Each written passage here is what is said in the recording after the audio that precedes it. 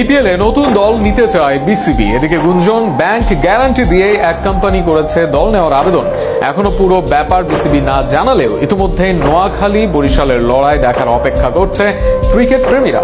আরো শুনুন প্রতিবেদনে।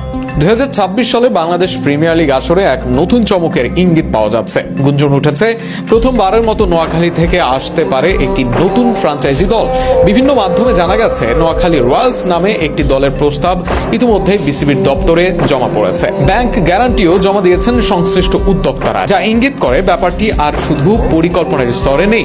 তবে এই ব্যাপারে এখনো বিসিবি থেকে সত্যতা জানা যায়নি। তবে শোনা যাচ্ছে এই ফ্র্যাঞ্চাইজির পেছনে রয়েছেন যুক্তরাজ্যে বসবাসকারী নোয়াখালীর গর্ব চাটখিল উপজেলার উত্তর সাদুরখিল গ্রামের কৃতি সন্তান আহমেদ জামিল বাদল। সায়েন্স গ্লোবালের কর্ণধার বাদল ইতিমধ্যে লন্ডনে ডিস্ট্রিক্ট কাপে নোয়াখালী প্রতিনিধিত্বকারী টিমের পৃষ্ঠপোষকতা করে নিজের আগ্রহের প্রমাণ দিয়েছেন। এবার তার বড় স্বপ্ন বিপিএল এর নিজ জেলা নোয়াখালীকে মাঠে দেখা। নোয়াখালী রয়্যালস দলটির জন্য ভেন্যু হিসেবে প্রাথমিকভাবে নির্ধারিত হয়েছে জেলার প্রাণকেন্দ্রে অবস্থিত শহীদ ভুলু স্টেডিয়াম। প্রায় 10,000 দর্শক ধারণ ক্ষমতার এই স্টেডিয়ামটি আধুনিকায়নের কাজও শুরু হয়ে গেছে। ড্রেনেজ ব্যবস্থার উন্নয়ন, মিডিয়া জোনের প্রস্তুতি এবং নতুন ড্রেসিং রুম নির্মাণের কাজ এগিয়ে চলেছে পুরোদমে, যেন বিপিএল এর মতো বড় আয়োজন সুষ্ঠুভাবে অনুষ্ঠিত হতে পারে।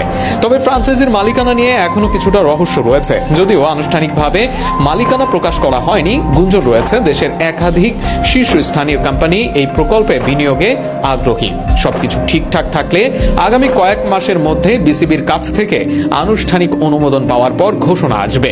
নোয়াখালী থেকে বিপিএল এ একটি দল দেখা শুধুমাত্র খেলার মাঠে অংশ নেওয়ার বিষয় নয়, এটি নোয়াখালীবাসীর জন্য এক আবেগ, এক গর্ব।